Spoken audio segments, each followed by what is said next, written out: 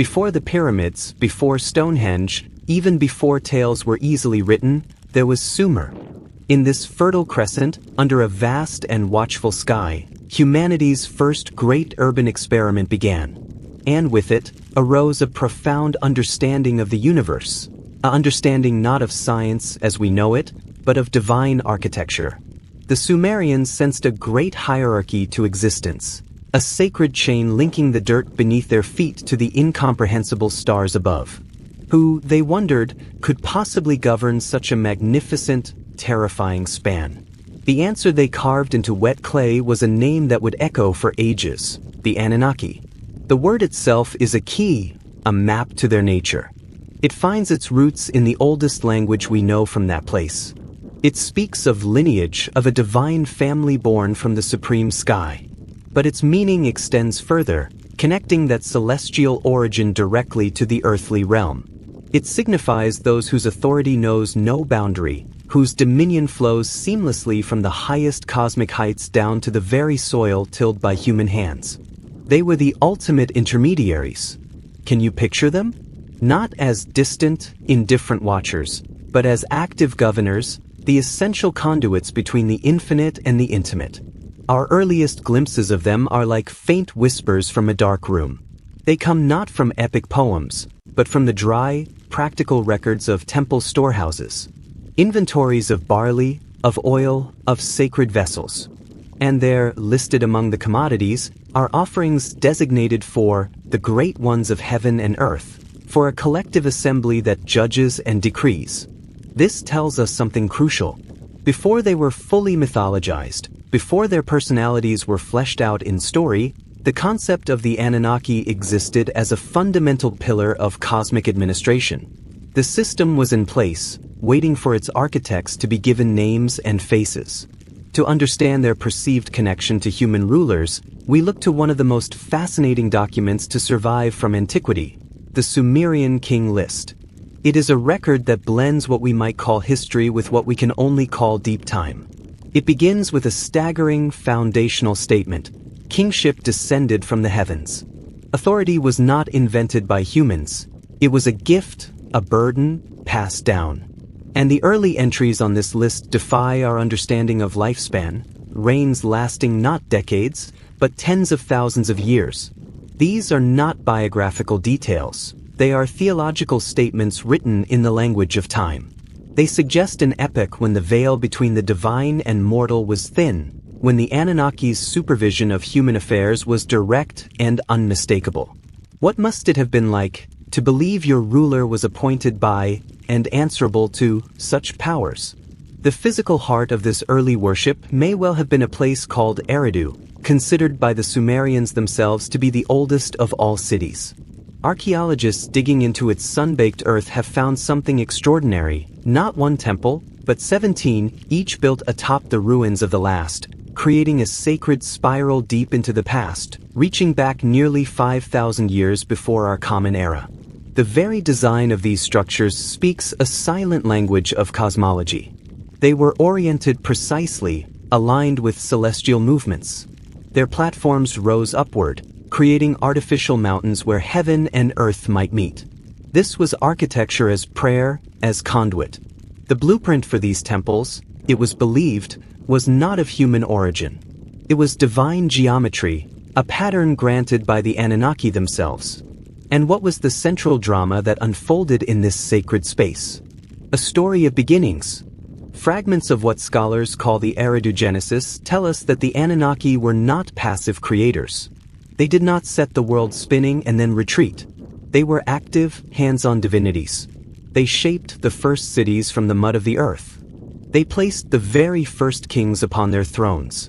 After humanity was formed, the text says the great gods, the Anunnaki, gathered in assembly. Their purpose? To assign destinies. This is the core of their early identity. They are the cosmic legislature, the deliberative body that writes the laws of fate for all that exists. Every river's course, every king's reign, every person's lot in life, all were topics on their ageless agenda. Their decisions were the invisible framework upon which reality was stretched. How does it feel to imagine your own destiny being discussed in such a chamber so long ago. But a pantheon of such scale requires a capital, a central seat of power. For the early Sumerian world, that was Nippur. It was not a political capital, but a spiritual one, the beating heart of Mesopotamian religious life. Here, the worship of the god Enlil, the powerful lord of the winds and the word, gives us a clearer lens on the Anunnaki structure. Inscriptions from Nippur show that even a deity as mighty as Enlil did not act alone. His great temple was restored and maintained, the texts say, for the benefit of the Anunnaki who decree fate. This is a vital distinction. Even the supreme executive powers operated within a broader system, a celestial bureaucracy of awesome complexity. Enlil was perhaps the chief administrator, but he served a board of directors whose authority was collective and absolute. Within the temple archives of Nippur, we find the early forms of stories that would become classics. One tells of Enlil and his consort, and within it, we get a rare glimpse inside the divine chamber where these beings met. It had a name, the Shekinah. This was the Holy of Holies, the cosmic conference room. And the text provides numbers, a meticulous celestial headcount, 50 great Anunnaki, and among them, a core council of 7 who held the specific portfolio of fate itself. These numbers were not arbitrary. They would become sacred constants, echoing through Mesopotamian belief for centuries. The 7, especially, resonated with the 7 wandering stars visible to the naked eye, tying the gods' operations directly to the observed clockwork of the night sky. Can you see that chamber in your mind's eye? A space of neither stone nor light, where 50 formidable presences gathered, their deliberations humming with the power to alter creation. And as our understanding deepens, we begin to see the subtle distinctions the Sumerians made within this divine collective. There were other categories, other choirs in the celestial hierarchy. The Ijiji, for instance, whose name suggests watching, observing. They were often associated with the vast, overarching dome of the sky, with the repetitive, majestic movements of celestial bodies. While the Anunnaki laid down the fundamental laws, the Ijiji could be seen as the technicians, the watchers of the heavenly machinery. In many stories, they are subordinates, a divine workforce answerable to the greater authority of the Anunnaki assembly. But even among the rulers, specializations emerged. The 7 fate-decreeing gods we just met were a kind of executive committee, a steering group within the larger parliament. They held the most sensitive portfolio, the tapestry of individual and collective destiny. Why 7? The reason is written in the sky they were believed to govern. The 7 classical planets tracing their endless paths, giving structure to the week, the month, the very rhythm of time as humans experienced it. Their power was mathematics made divine, order manifested as decree. As the centuries flowed like the Tigris and Euphrates, the language around these beings evolved. Different city-states in early Sumer might spell the names slightly differently or emphasize certain attributes. But as political landscapes coalesced, as kingdoms grew and sought unity, so too did their theology begin to standardize. A pressure emerged for a consistent pantheon, a shared divine framework that could unite people under a common cosmic understanding. This was the beginning of a process that would take millennia, the weaving of local spirits and ancestral gods into the grand, interconnected narrative of the Anunnaki. It was a story being written not just in clay, but in the very stones of the cities rising from the plain. And the most profound expression of this belief was architecture that reached for the heavens themselves. The relationship between the Anunnaki and the physical world was not abstract. It was etched into the very landscape, built into the bones of Mesopotamian cities. To understand their theology, you must look up toward the most defining structures of their skyline, the ziggurats. These were not merely temples. They were cosmic mountains made by human hands, stairways of baked brick reaching deliberately, desperately, toward the divine realm. Each tier represented a different level of the celestial hierarchy, a spiritual ascent toward the place where heaven and earth intersected. Can you imagine the processions of priests, climbing those steep stairways under a blistering sun, moving through ever more sacred space, symbolically traveling closer to the realm of the gods? The most famous of these, dedicated to Anu, the Sky Father at Uruk, was an act of architectural theology.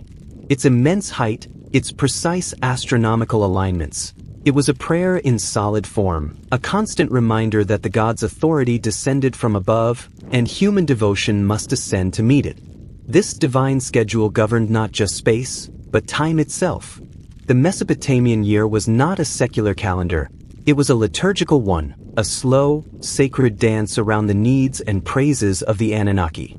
Preserved in countless administrative tablets are the meticulous records of festivals, offerings, and holy days. The most important of these was the Akitu, the New Year's festival. Its roots stretch back to the earliest Sumerian periods, and it survived, in some form, for thousands of years. At its heart was a profound ritual, the renewal of divine kingship through the explicit approval of the Anunnaki. The reigning monarch would undergo ceremonies, humiliations, and symbolic reenactments of that primordial moment when the first king received his mandate from heaven. It was a societal reset button, a yearly reaffirmation that earthly power was on loan from a higher source. The stability of the universe, they believed, depended on this ritual being performed, and performed correctly. The economic scale of maintaining divine favor was staggering.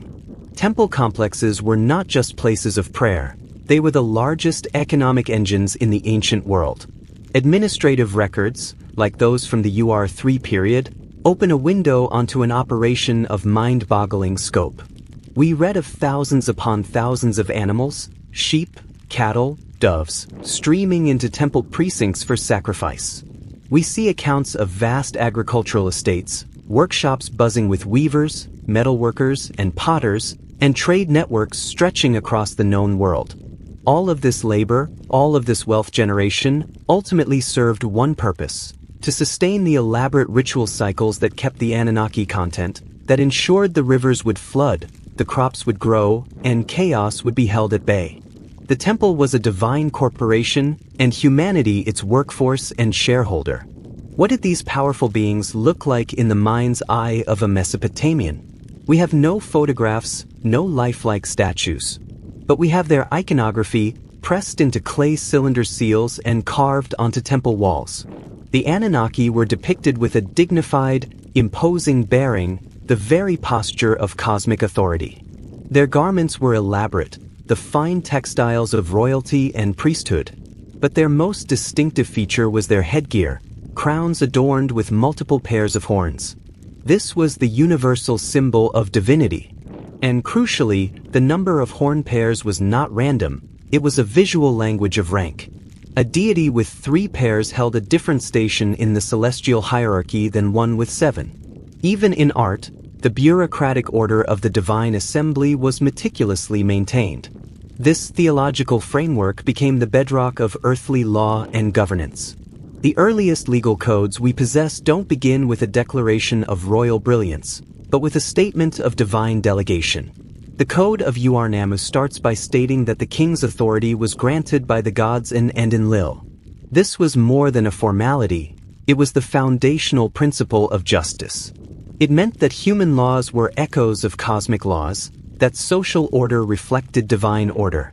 The Anunnaki in this system were the ultimate guarantors.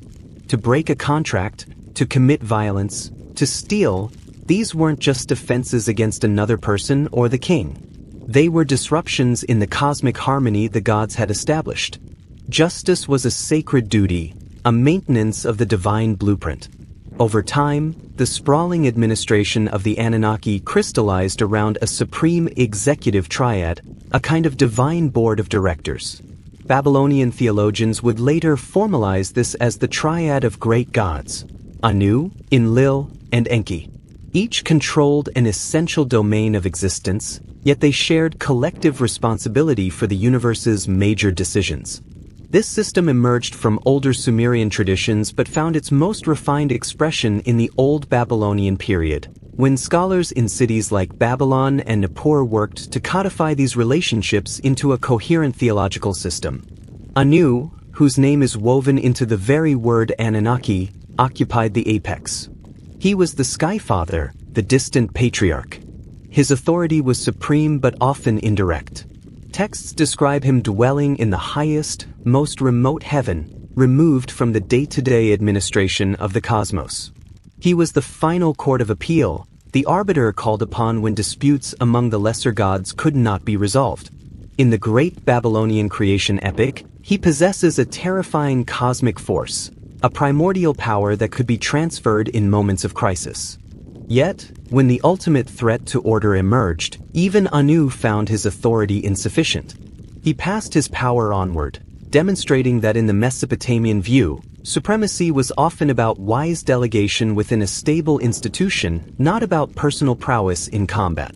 His temple complex at Uruk was a physical manifestation of this vertical cosmology. Rebuilt over and over through the centuries, it was designed to emphasize ascension. Priests climbing its levels were acting out a spiritual journey through the spheres of divine authority.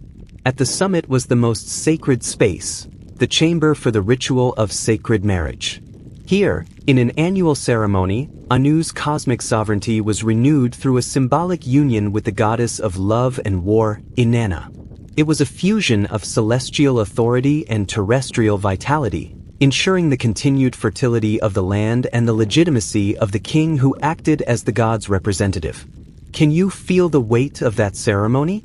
The entire city's fortune for the coming year, hanging on a perfect performance of this cosmic metaphor. If Anu was the distant chairman, Enlil was the active CEO. His domain was the atmosphere, the storms, the winds, the breath of the world, and by extension, the terrestrial authority that depended on that breath. He was called Lord of the Storm and King of the Lands, titles that married natural force with political power. The temple archives at Nippur show how his priests interpreted the world. A devastating storm, a sudden flood, a prolonged drought. These were not random weather events. They were communications. They were Enlil's words, written in the language of wind and water, expressing divine pleasure or, more often, divine displeasure with human actions. This gave his priesthood immense political influence. Rulers from across Mesopotamia would seek Enlil's approval, delivered through his priests at Nippur, for their military campaigns, their legal reforms, their great building projects. To have Enlil's favor was to have cosmic legitimacy. The famous Code of Hammurabi begins by stating that Anu and Enlil appointed Hammurabi to establish justice in the land. This was the golden seal of approval. But this legitimacy required constant maintenance. Kings would make pilgrimages to Nippur to receive formal recognition, to present lavish gifts, to repair his temple. Chronicles record the falls of rulers who neglected this duty, whose subsequent military defeats and political instability were seen as the direct consequence of losing Enlil's favor. His authority extended to the very foundations of life. He was hymned as the Lord of Abundance, the regulator of the river floods that deposited life-giving silt, the force behind the fertility of the soil and the herds. Practical manuals, like a farmer's almanac, would begin not with agricultural tips, but with prayers to Enlil. This reveals the seamless integration of belief and practice. Theology was not abstract. It was the manual for survival. A farmer praying to Enlil for a good flood was engaging in the most essential form of risk management, appealing to the divine administrator of the natural forces that would determine his family's fate for the year. The third member of the triad, Enki, brought a different energy. His sphere was the freshwater ocean beneath the earth, the Abzu, and the intellectual capacity that blossomed from such a source. He was the patron of wisdom, craft, and the clever solution. While Anu was distant and Enlil was stern, Enki was often portrayed as humanity's advocate within the divine assembly, a protector who valued cleverness and resourcefulness. In the great stories of divine conflict, it is Enki who often finds the loophole, who offers the creative compromise, who secretly aids humanity when the other gods have turned against them. He was the divine engineer, the problem solver, the keeper of the secrets of civilization. His temple complex at Eridu was, in many ways, Mesopotamia's first great center of learning and innovation. Archaeological evidence points to extensive scribal schools, workshops for advanced craftsmanship, and even spaces that served as early laboratories for chemical and medical experimentation. The temple library was a repository of practical knowledge. Manuals on irrigation engineering, metallurgy, textile production, and pharmacy. Enki's worship was directly linked to the transmission of the skills that made urban life possible. To honor him was to advance knowledge, to improve technique, to push the boundaries of what humans could build and understand. His connection to the Abzu, the subterranean fresh waters, tied him intimately to the most critical technology in Mesopotamia, irrigation. He was praised as the Lord of the flowing waters, the divine engineer who directed the underground streams that fed the rivers, canals, and wells. Myths detail how Enki traveled the land, establishing the principles of water management, teaching humans how to dig canals and control the flow. These stories served a dual purpose. They preserved vital technical knowledge within a memorable, sacred narrative, and they explained the origin of the civilization-sustaining technology as a gift from a benevolent, ingenious god. In a land defined by its rivers, the deity who governed water and wisdom was perhaps the most immediately vital of all.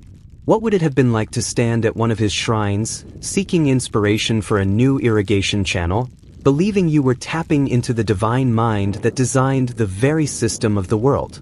Yet, for all their individual power, the most profound decisions were never made alone.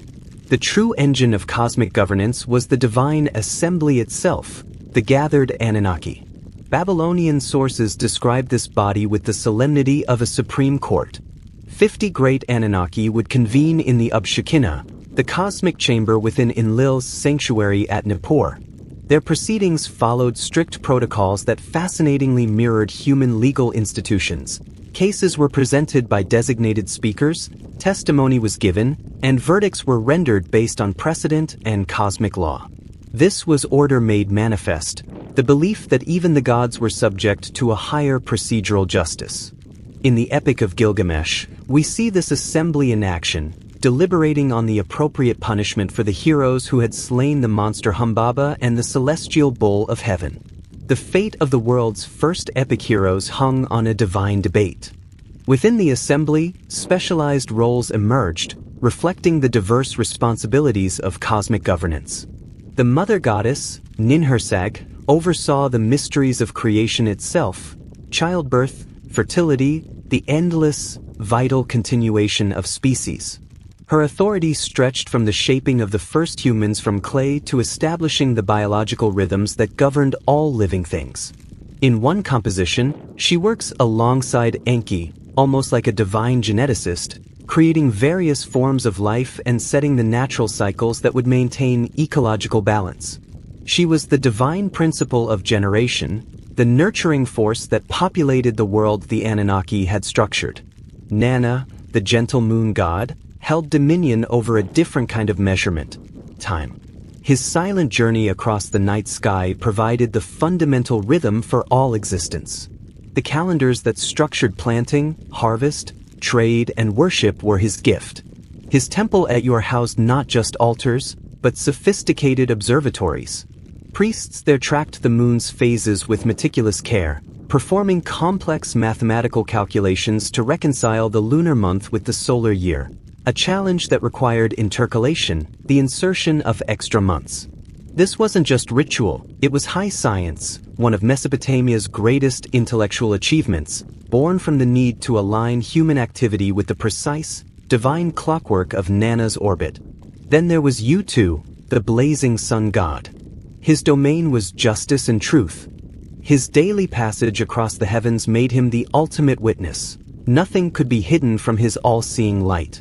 Legal contracts and solemn oaths were sworn in his name, with the belief that violation would bring his punishing gaze in the form of disease, poverty, or social ruin.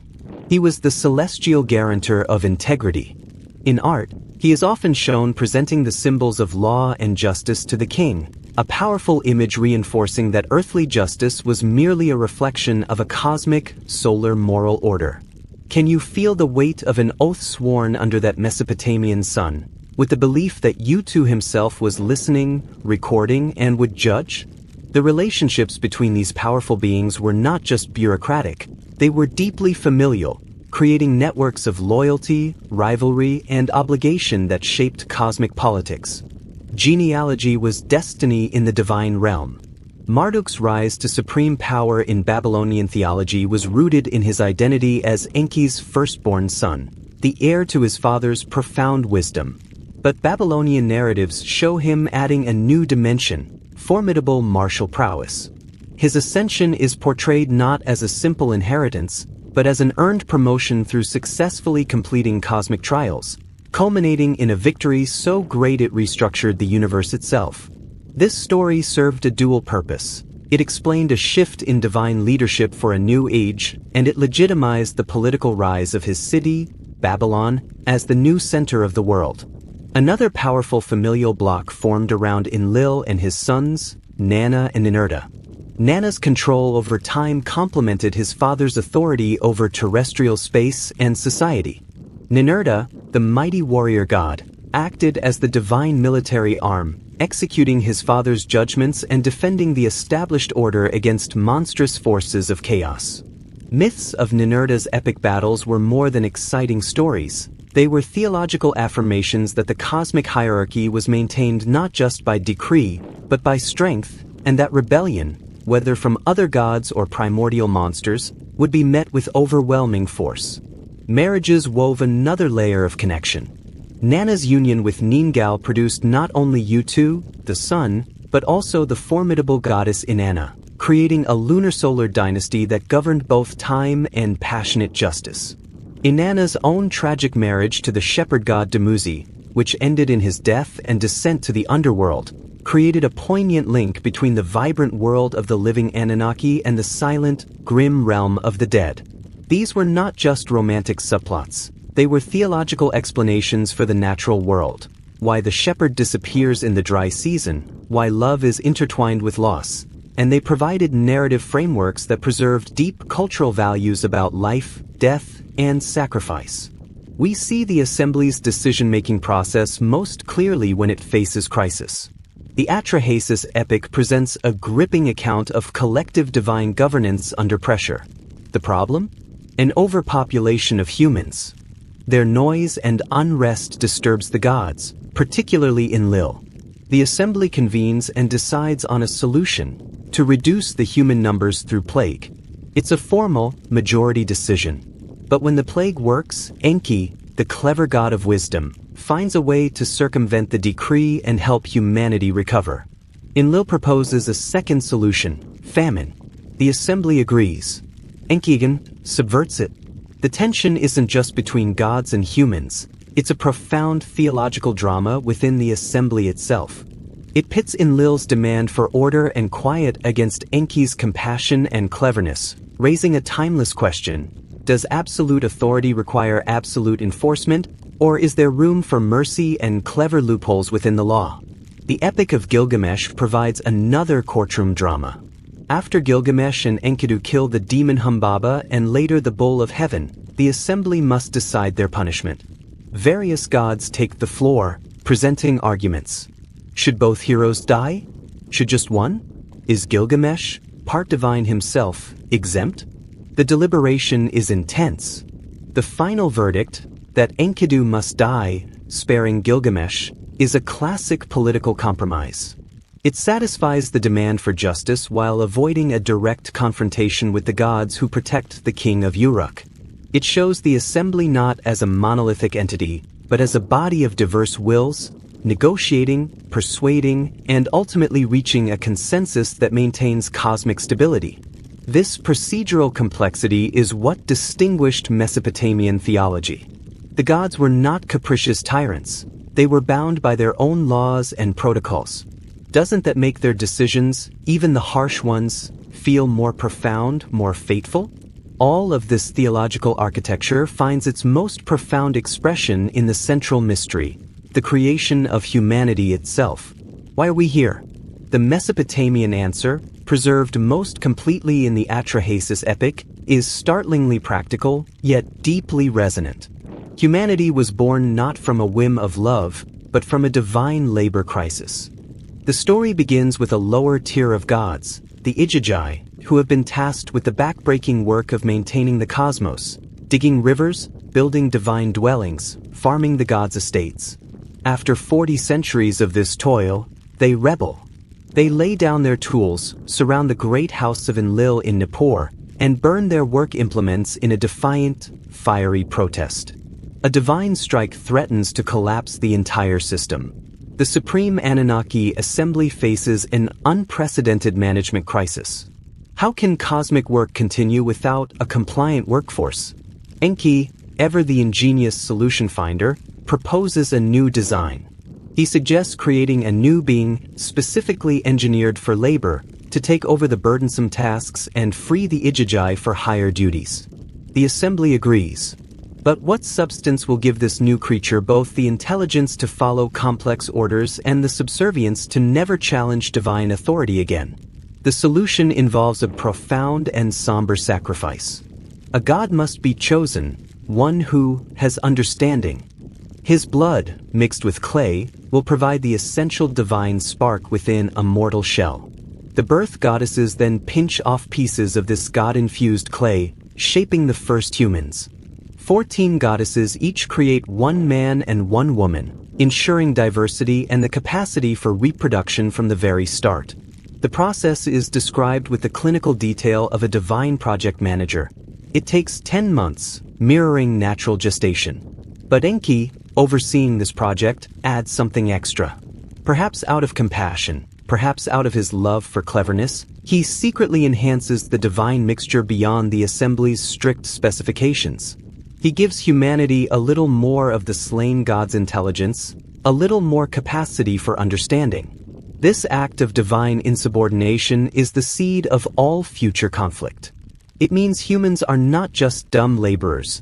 They possess a spark of divine wisdom, which will lead them to innovate, to expand, to make noise, and eventually, to invite the wrath of Enlil who desired quiet obedience. Enki's rebellion establishes him forever as humanity's patron and protector, a god willing to bend the rules of heaven for the beings he helped create. What does it say about our nature? That our very intelligence was a forbidden gift, a cosmic contraband smuggled into our design. This created a three-tiered cosmic economy, the great Anunnaki at the top as executives and legislators, the Ijiji as middle management and celestial technicians, and humanity at the bottom as the manual labor force, bearing the load of the gods. The system's efficiency depended on everyone knowing their place. But from the very beginning, with Enki's secret enhancement, the potential for disruption was baked into the clay of our being. Other creation stories offer different shades of meaning. In the Epic of Gilgamesh, the goddess Aruru creates the wild man Enkidu spontaneously, pinching off clay and tossing it into the wilderness. This is a more personal, less bureaucratic creation, responding to a specific need for a companion for Gilgamesh. Enkidu's subsequent civilization, through the careful instruction of a temple woman, shows a different path to becoming human, not through assembly decree, but through relationship, knowledge, and shared experience. Later, in the Babylonian Enuma Elish, creation takes a darker turn. After Marduk defeats the primordial chaos monster Tiamat, he proposes creating beings to serve the gods. The material? The blood of Kingu, Tiamat's rebellious consort and general. Humanity is fashioned from the substance of a defeated rebel. This version suggests our nature is fundamentally dual. We carry both the divine essence of life and the rebellious spirit of chaos. It's a theology that explains humanity's capacity for both glorious civilization and terrible destruction. Which origin feels more true to you? Are we dutiful servants, clever protégés, or reformed rebels? These stories weren't just myths. They shaped law and society. The concept of the divine image, that humans bore a resemblance to their creators, was debated.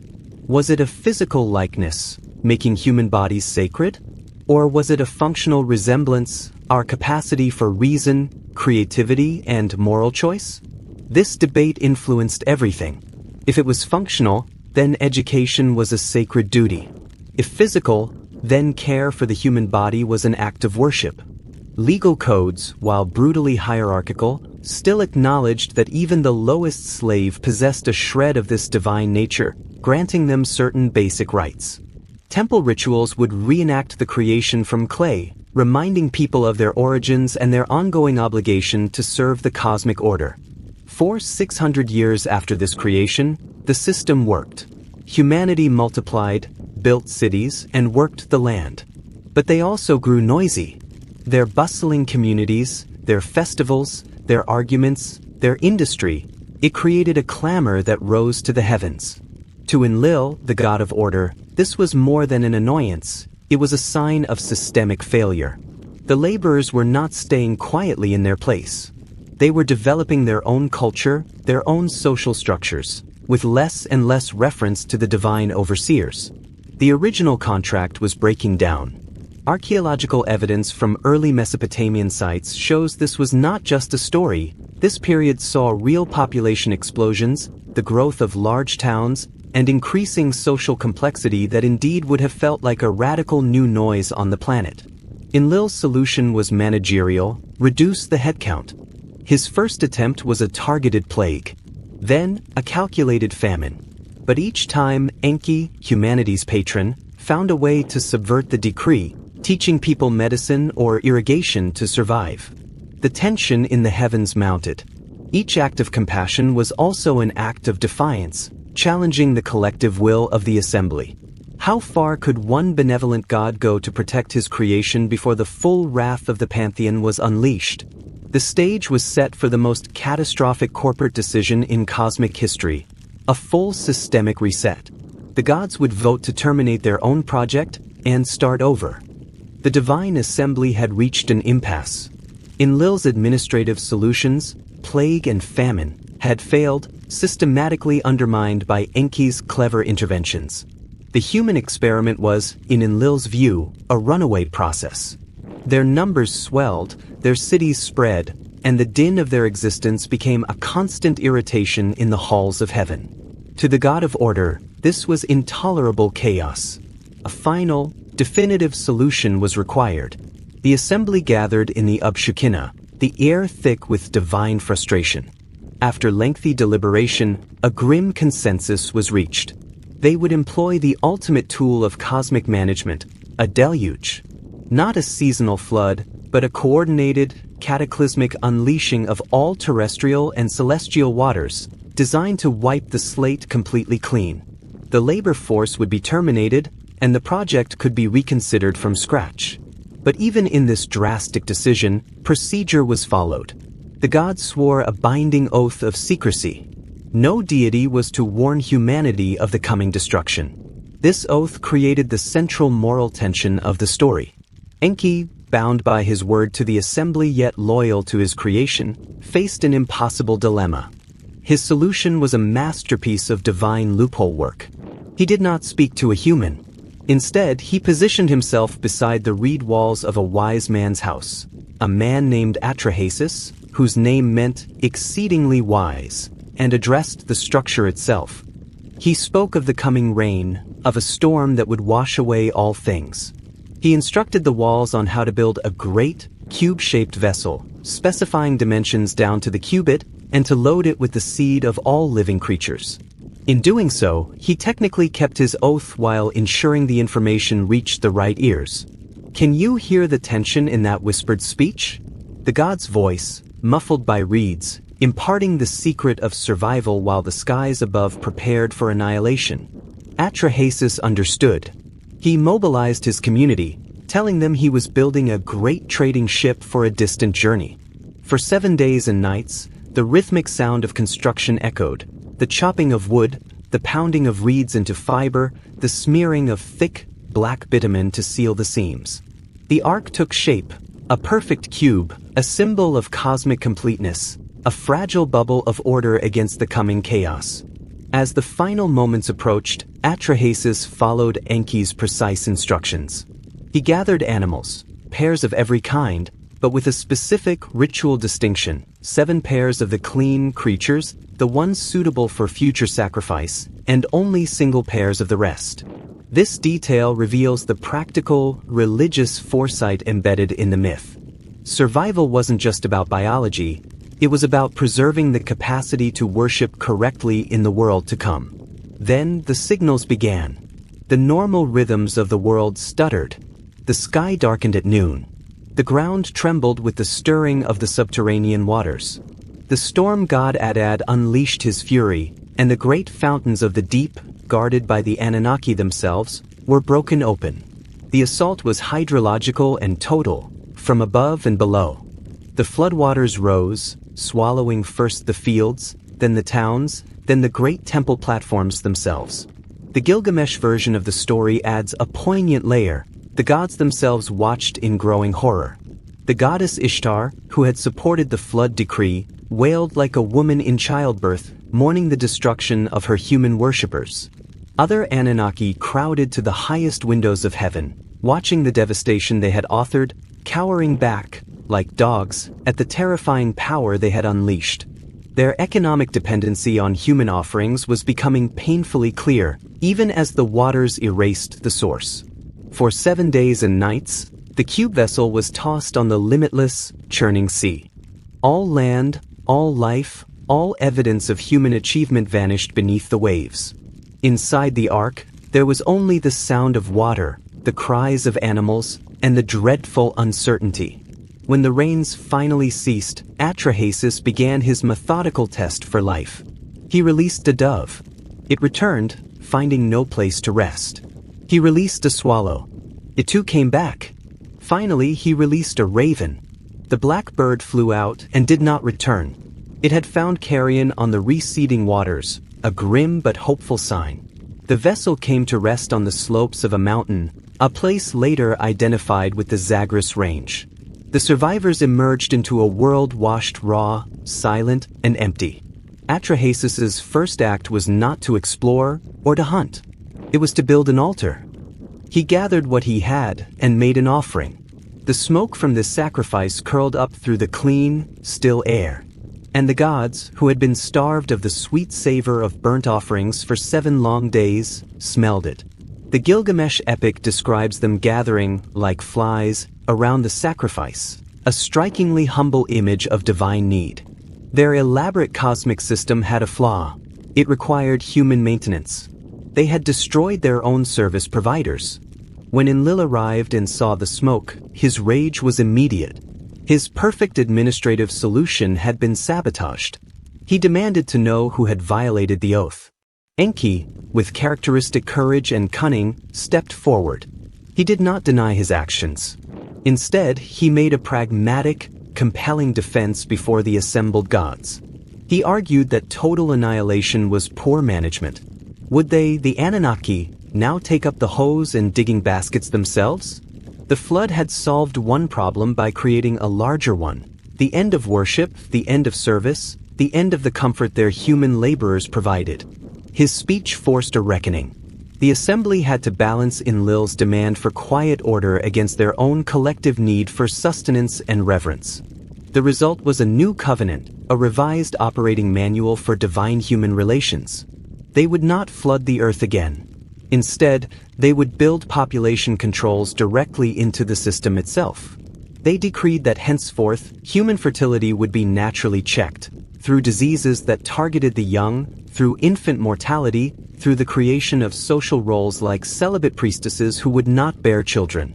The problem of overpopulation would be managed by statistical inevitability, not by catastrophic intervention. Furthermore, the gods would become less directly accessible. They would communicate through established, interpretable channels: dreams, omens, the flights of birds, the markings on animal livers. This was the birth of divination as a formal science. The age of direct conversation was over. The age of priesthood and interpretation had begun. This post-flood covenant fundamentally reshaped the relationship. Rather than maintaining hands-on oversight of a unified humanity, the Anunnaki adopted a decentralized, patron deity model. Individual members of the pantheon would take specific city-states under their direct patronage, establishing their primary earthly residences there. This created a divine geography across Mesopotamia, a network of power centers where gods and humans could interact intimately, while the collective authority of the assembly remained for cosmic matters. It was a brilliant theological innovation. It allowed for local loyalty and variation while maintaining a universal hierarchical structure.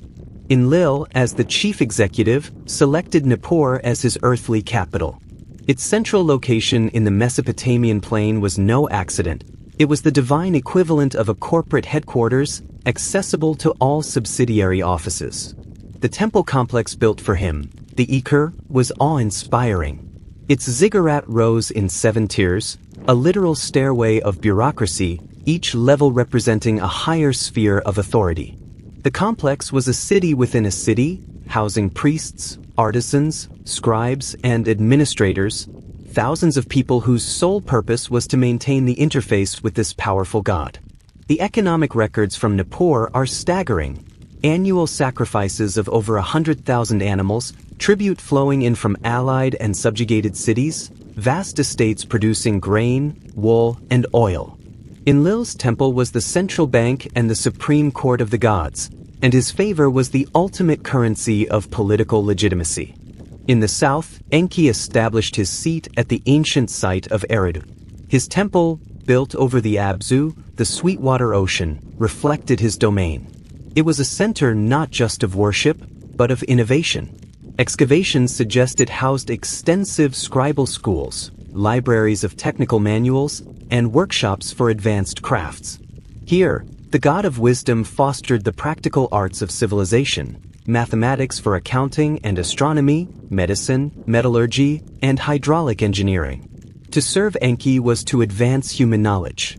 His priests were the engineers and scientists of their day, preserving and improving the technologies that made life in the harsh Mesopotamian environment not just possible, but prosperous. Meanwhile, at Uruk, the goddess Inanna established a different kind of power center. As the deity of both passionate love and terrifying war, her worship required a dynamic, often tense, balance. Her temple complex had separate precincts for her contrasting aspects. Her most famous ritual was the sacred marriage, where the king of Uruk would symbolically become her consort, Dumuzi, for a night. This elaborate ceremony, timed to astronomical events, was more than pageantry. It was a direct transfer of divine authority and fertility to the ruler and, by extension, to the land itself. The king's legitimacy and the city's fortune for the coming year were believed to hinge on this perfect ritual performance. The economic and social machinery of the entire city would gear up for this event, a yearly renewal of the contract between the vibrant, dangerous goddess and her people. And at Uar, the moon god Nana presided over an operation of precise, rhythmic order. His ziggurat was an astronomical observatory. His priests were master timekeepers, calculating the complex lunar calendar that coordinated everything from planting to trading to religious festivals across multiple city-states. The temple became a center of commerce and finance, its predictable calendar enabling long-distance trade contracts. Merchants would schedule their caravans according to the calendar issued from Nana's temple. Here, theology directly enabled economic globalization, with the moon god, steady cycle providing the reliability upon which commerce depends. This system created elaborate priestly hierarchies, specialized roles that mirrored the divine bureaucracy. The high priest, the En, acted as the god's chief of staff. The Sangu managed daily operations and the massive workforce. The Mushapu specialized in ritual purification, the Kalu in the musical liturgies that accompanied every offering. Training for these roles took decades, involving mastery of cuneiform, mathematics, theology, and ritual procedure. Women held significant power, particularly in the cults of goddesses. The Enta priestess of Inanna at Uruk was a powerful figure, often of royal blood, who served as the human embodiment of the goddess during the sacred marriage. Temples evolved into complex architectural marvels, with waterproof foundations, earthquake-resistant designs, and precise orientations. They were spiritual and administrative hubs, housing courts that settled legal disputes, schools, workshops, and vast archives. Daily rituals treated the god's cult statue as a living resident, washed, dressed, fed, and entertained with music.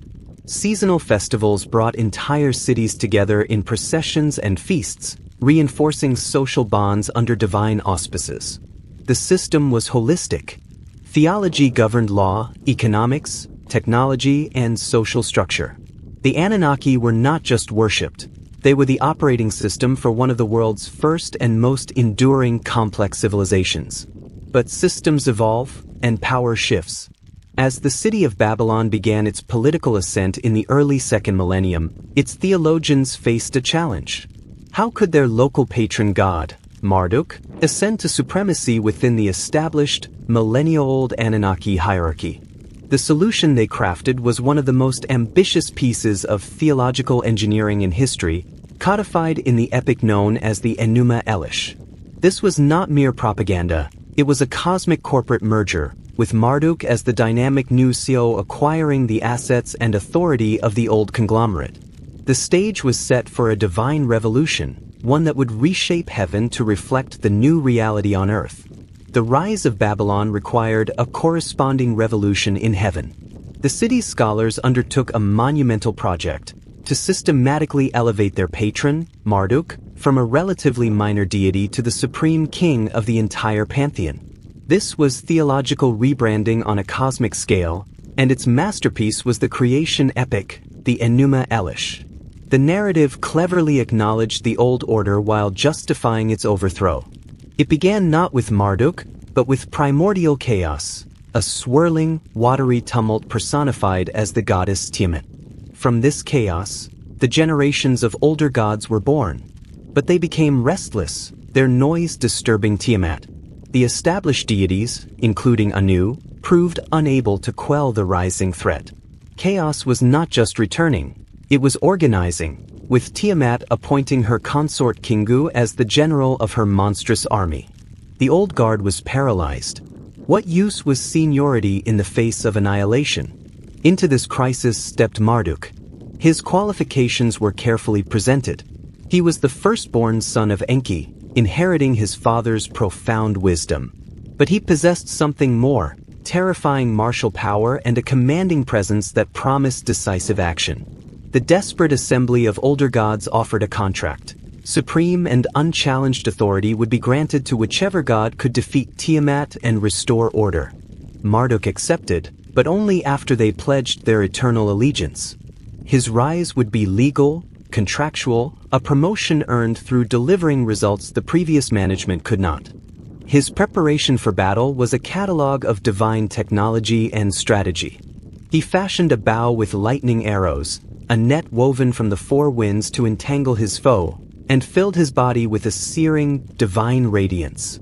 He mounted a storm chariot drawn by 4 devastating creatures. This was not just armament, it was a statement.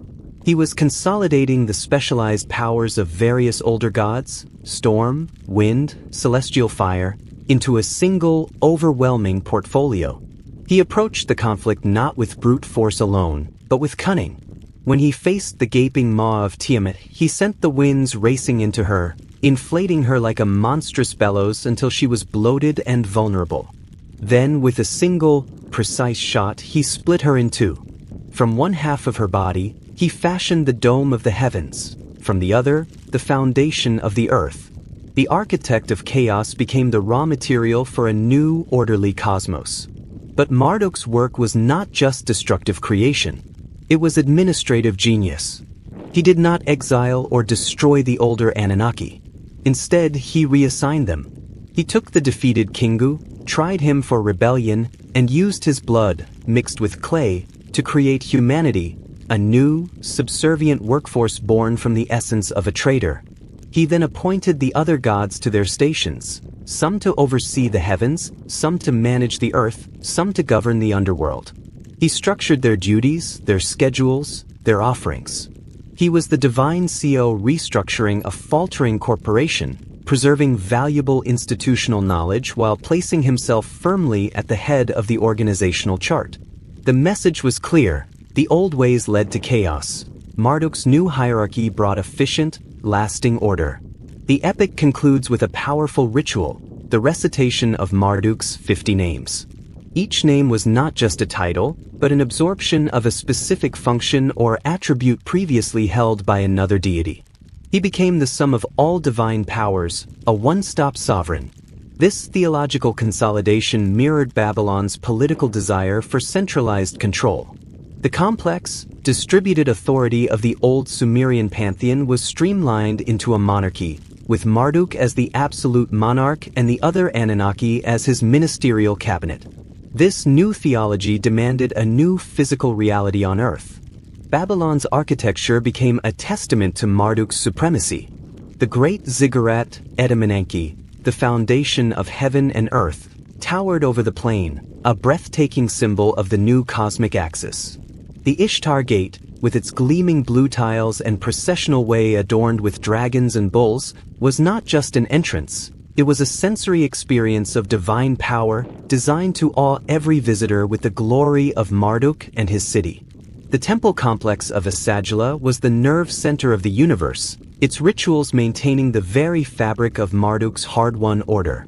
The most elaborate expression of this was the Akitu festival, a 12-day ritual that was part political theater, part religious obligation, and part cosmic maintenance. Its climax was a dramatic reenactment of Marduk's victory over Tiamat. But within this celebration of divine kingship was a fascinating moment of human political theater. The Babylonian king, the most powerful mortal on earth, would be led before the statue of Marduk. The high priest would remove the king's royal regalia, his crown, scepter, and rings, and strike him across the face. The king would then kneel and recite a declaration of innocence, swearing he had not neglected the city or the temple. Only after this ritual humiliation, this symbolic reset of the mortal contract, would the priest return the insignia and reaffirm the king's divine mandate. Power was shown to be provisional, utterly dependent on the favor of the true king in heaven. To the north, another empire adapted the Anunnaki framework for its own purposes. The Assyrians, with their relentless military machine, elevated their national god Ashur to supreme status. But their approach was different. Instead of replacing Marduk in the cosmic story, they often inserted Ashur into Marduk's role in the creation epic. Ashur became the divine warrior king, the commander-in-chief of the gods.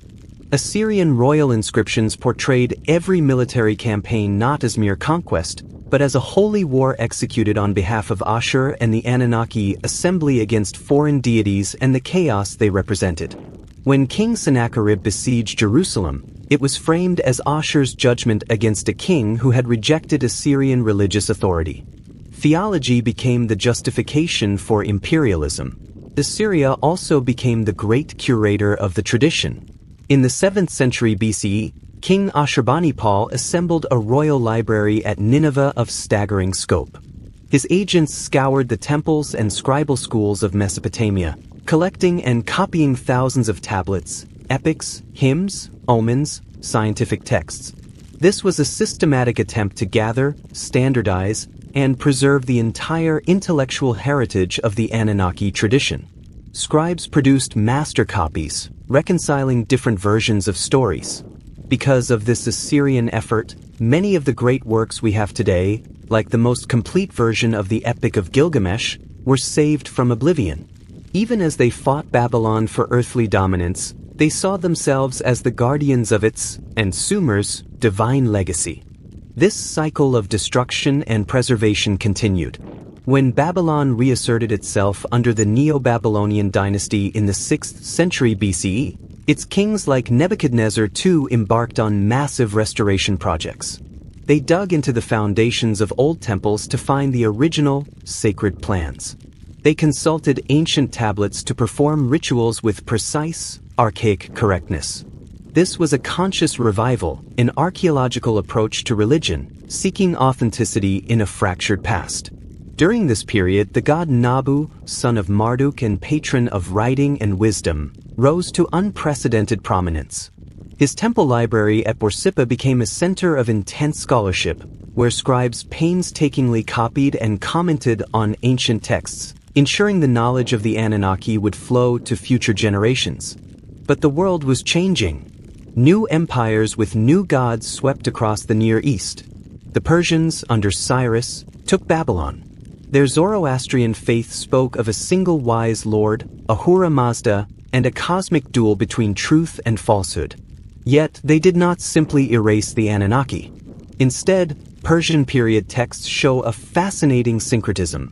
Ahura Mazda and his divine entities, the Yazatas, were often equated with or inserted into the existing Mesopotamian pantheon. Marduk might be identified with Ahura Mazda, or simply respected as a powerful local spirit within a larger Persian cosmic vision. The old system showed remarkable flexibility, absorbing foreign elements to survive. Then came the Greeks. Alexander the Great's conquest in 331 BCE marked a watershed. Initially, he participated in Babylonian rituals, seeking legitimacy. But the intellectual world he represented was fundamentally different. Hellenistic thinking approached gods through philosophy and rational taxonomy. The Anunnaki became subjects of study, their myths curiosities to be explained or aligned with Greek equivalents. A Babylonian priest named Berossus wrote a history in Greek, translating the stories of the Anunnaki for a new audience, framing them as culture heroes who taught humanity the arts. In the multicultural cities that sprang up, like Seleucia, temples housed statues of Greek and Mesopotamian gods side by side. Marduk was equated with Zeus, Nabu with Apollo, Ishtar with Aphrodite. This was not just translation, it was transformation. The gods were becoming characters in a comparative mythological study, their powers subtly diluted by interpretation. The real center of Anunnaki worship shifted from the temple courtyard to the scholar's study and the astrologer's chamber. Babylonian astronomy, which had always been intertwined with theology, now became their primary vehicle for survival. The movements of planets, still named after the gods, were calculated with incredible precision by temple scholars.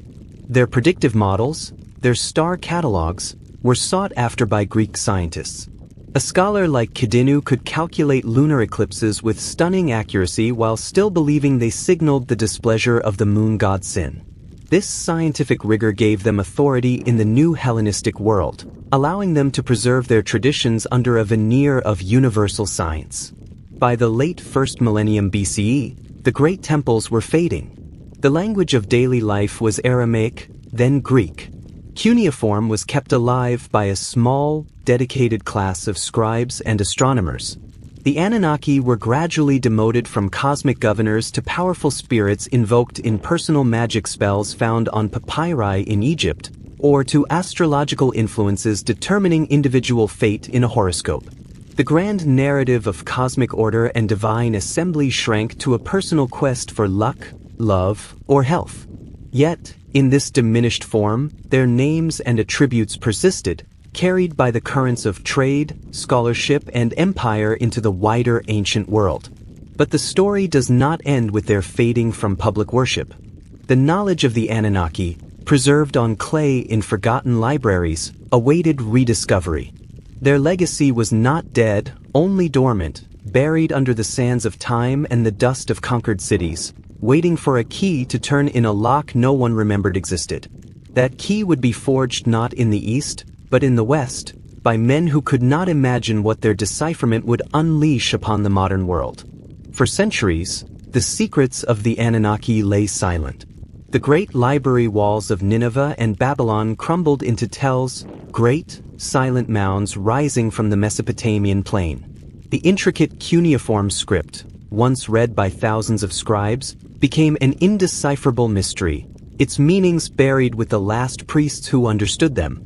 To European travelers and antiquarians in the 18th and early 19th centuries, these strange, wedge-shaped inscriptions were mere decoration, the curious graffiti of a lost people. The gods themselves were forgotten, their names erased from human memory, their stories locked in a code no one could crack.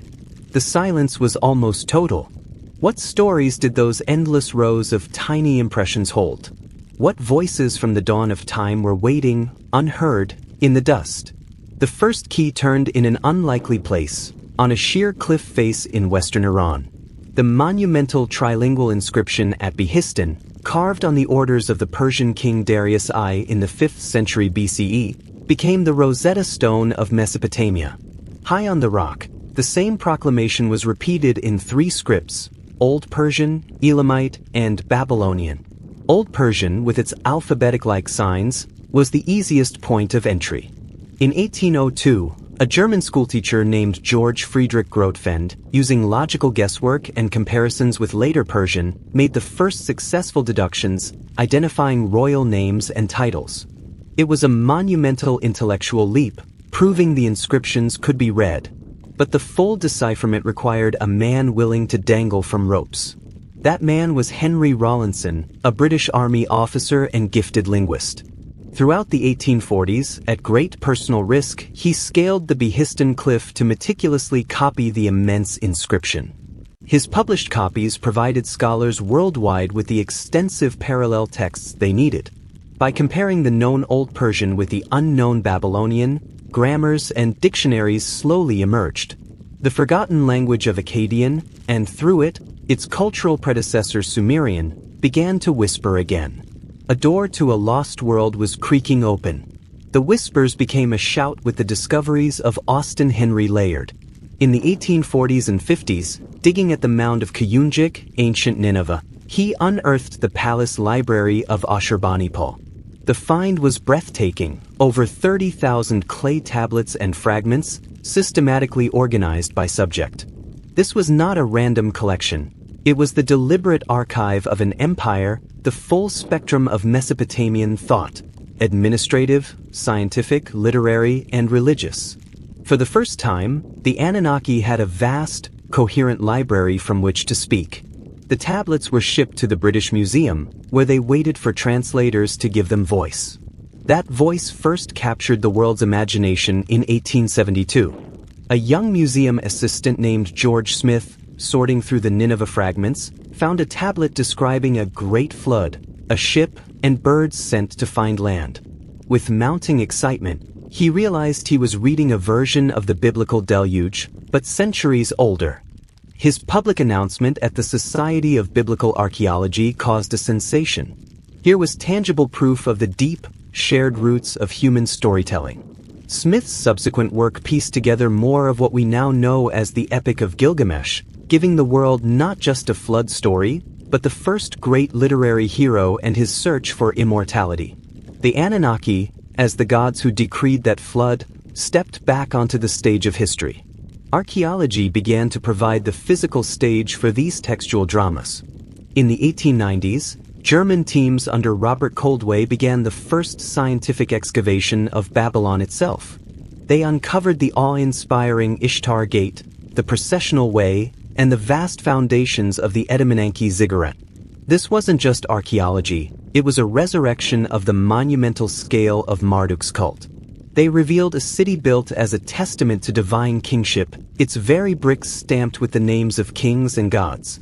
Perhaps the most evocative finds came from UR in the 1920s, under Leonard Woolley. His excavation of the Royal Cemetery unveiled the staggering wealth and profound beliefs of early Sumer. The so-called death pits, with their retinues of attendants who voluntarily accompanied their rulers into the afterlife, spoke of a world where the boundary between human kings and divine authority was perilously thin. Woolley also identified a thick layer of clean silt, which he famously linked to the Great Flood. While scholars now see this as evidence of a major local inundation, the symbolic connection was powerful. Archaeology seemed to be confirming the backdrop of the myths. The most important trove of all for understanding the earliest Sumerian mind came from Nippur, excavated by American teams over decades. From this religious heartland came tens of thousands of tablets. It was here that scholars like Samuel Noah Kramer did the painstaking work of translating the foundational Sumerian texts, the hymns, the myths, the god lists. Kramer's life's work revealed the firsts, the first lamentations, the first proverbs, the first ethical debates.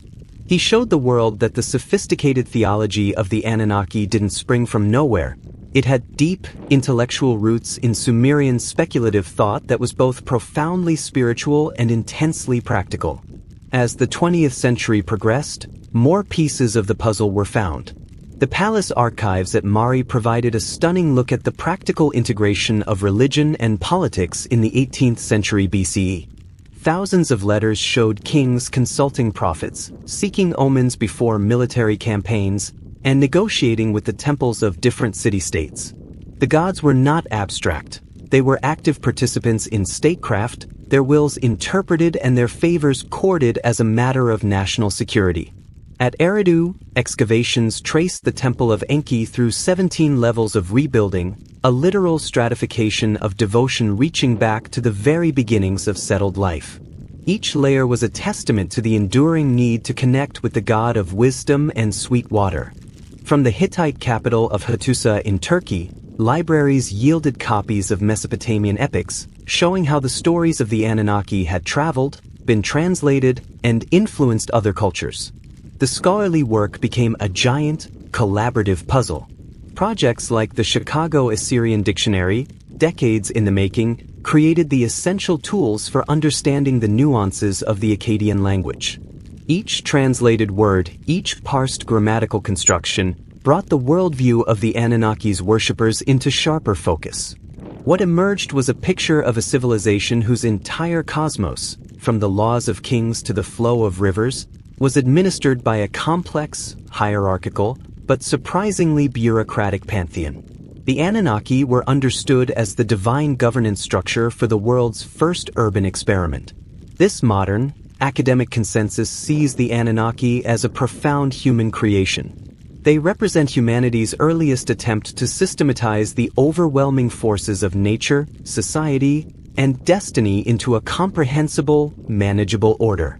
They are the psychological and sociological pillars of Mesopotamian civilization, explaining everything from political legitimacy to seasonal floods. Their stories are not history, but theology, a sophisticated language for discussing power, justice, labor, and human purpose. Yet, just as this careful academic picture was being assembled, a very different interpretation was about to erupt into popular culture.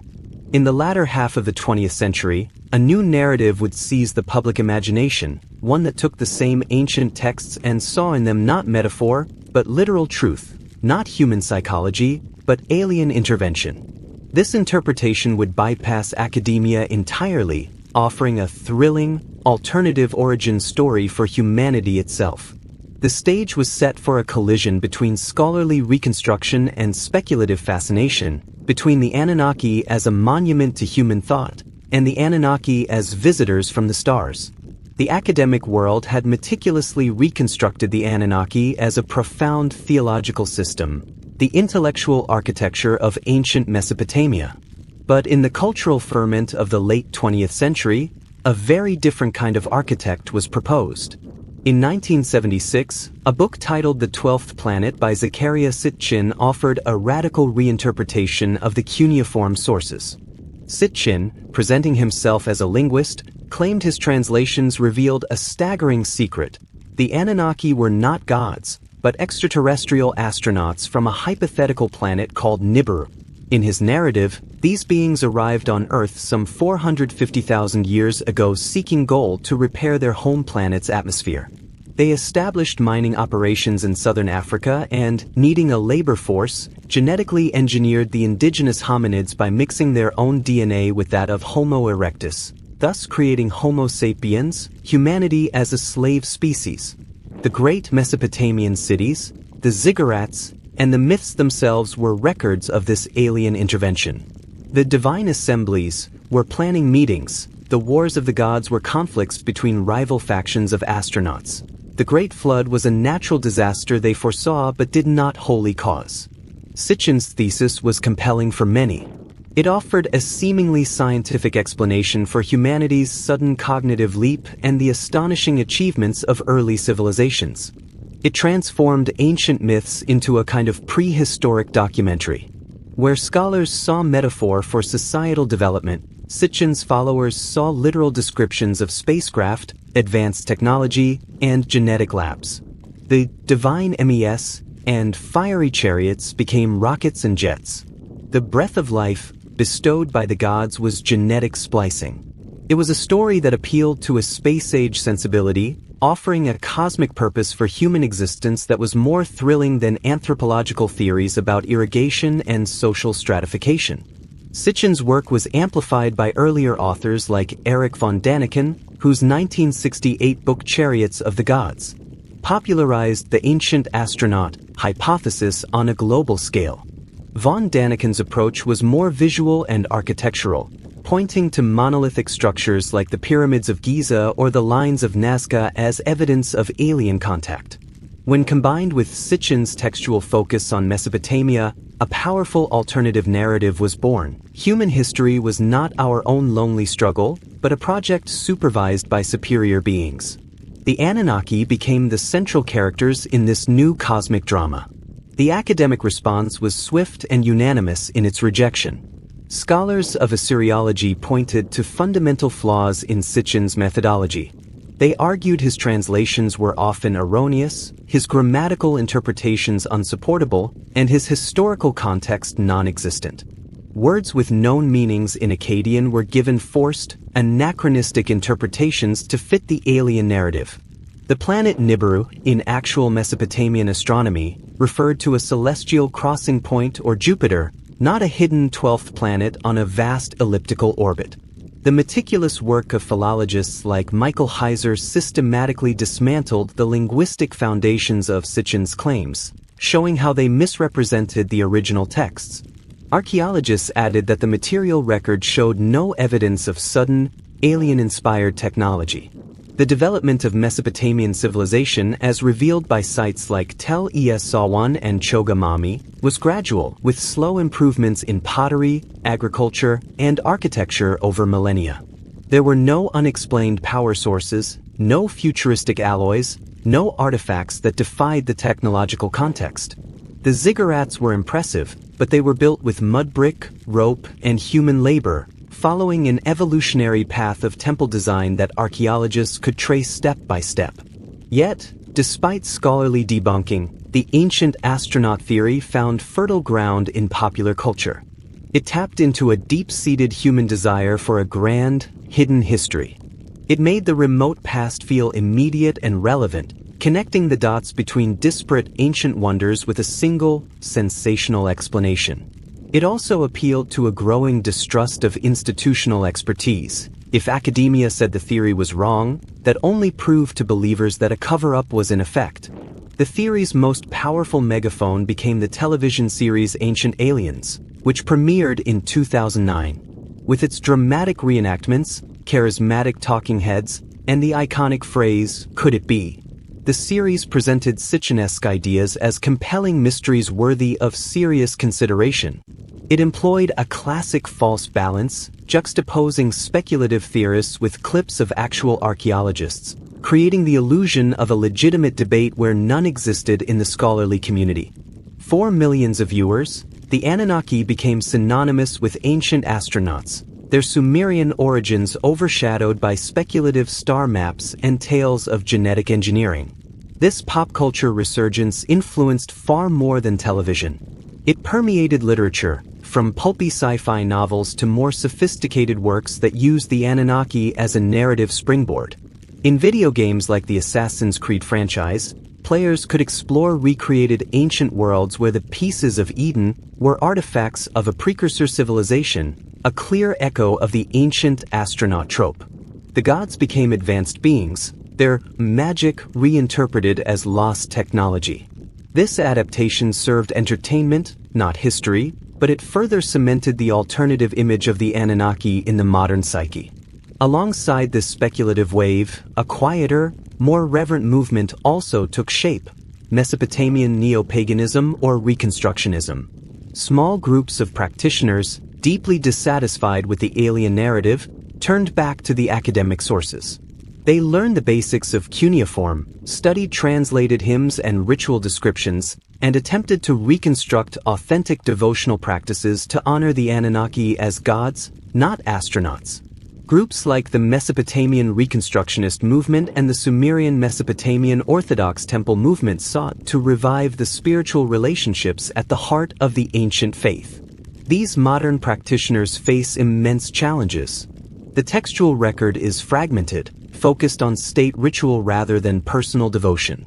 The cultural chasm between modern life and ancient Mesopotamian urban society is vast. Yet, they persevere, celebrating festivals based on the Babylonian calendar, offering prayers to Enki or Inanna, and seeing in these ancient deities relevant archetypes of wisdom, love, justice, and stormy power. For them, the Anunnaki are living spiritual forces, not historical curiosities or sci-fi characters.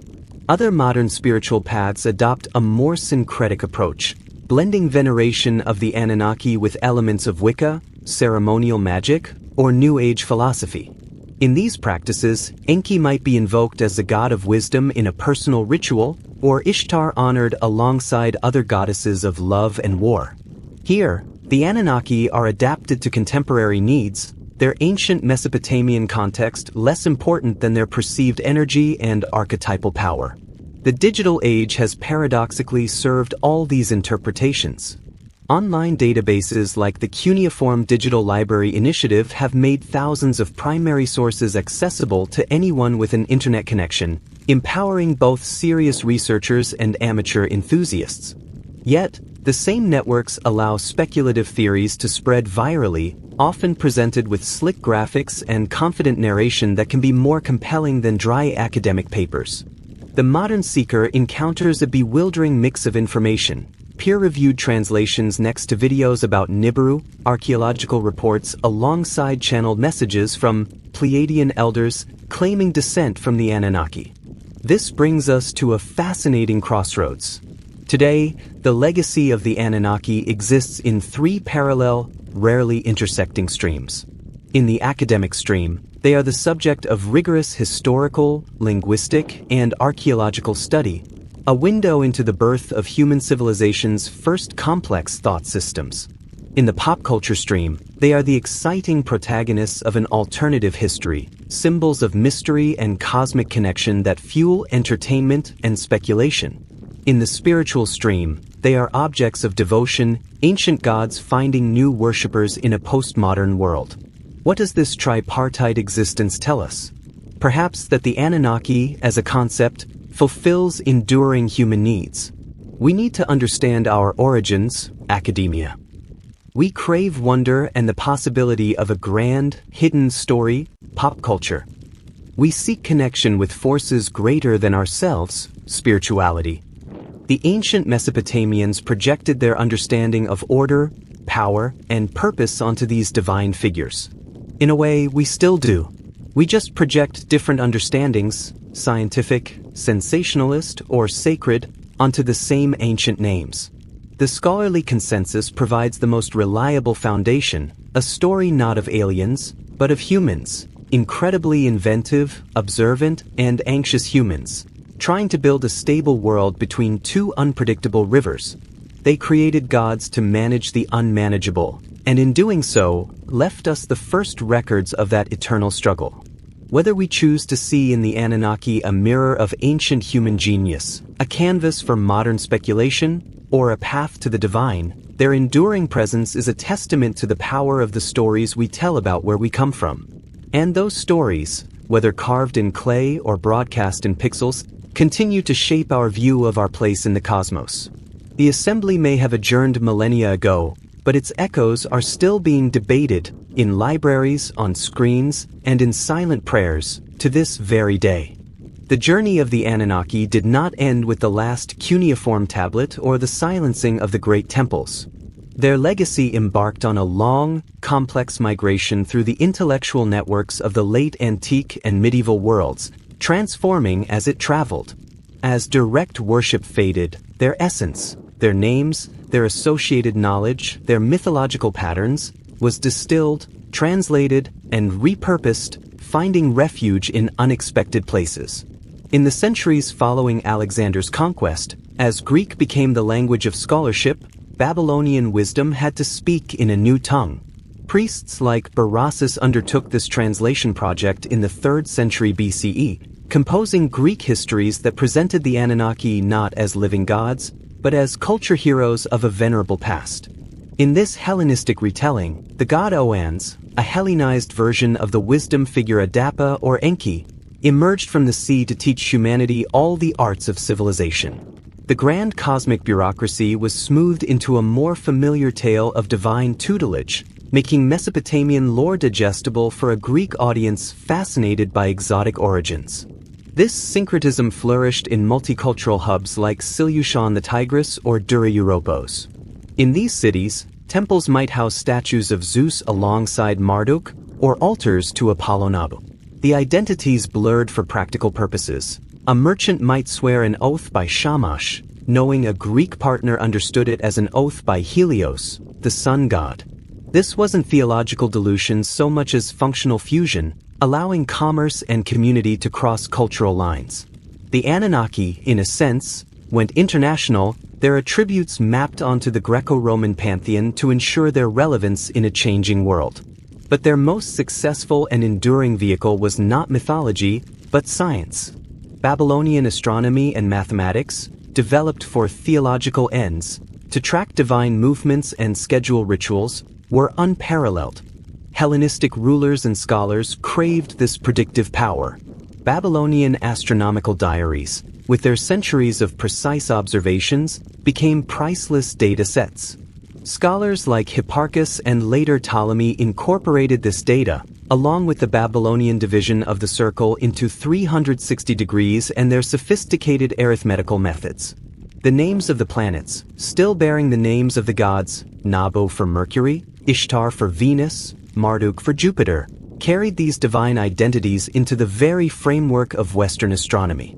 The gods became planets, their stories reduced to astrological influences, but their presence in the celestial mechanics of the cosmos was forever cemented. Within Mesopotamia itself, small, dedicated communities became custodians of the old ways under new political masters.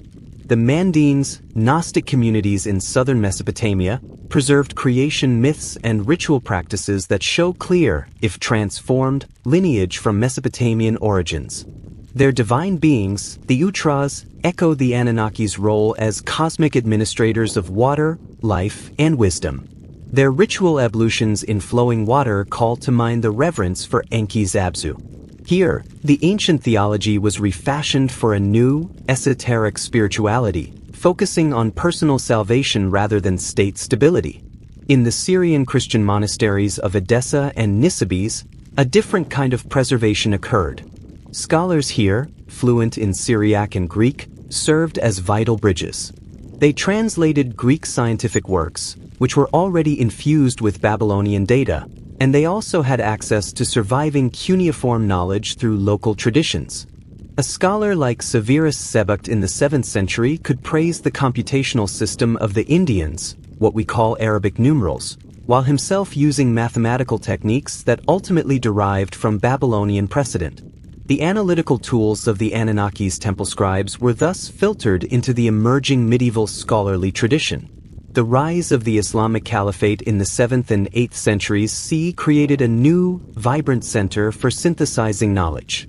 The Abbasid translation movement in Baghdad actively sought out ancient texts.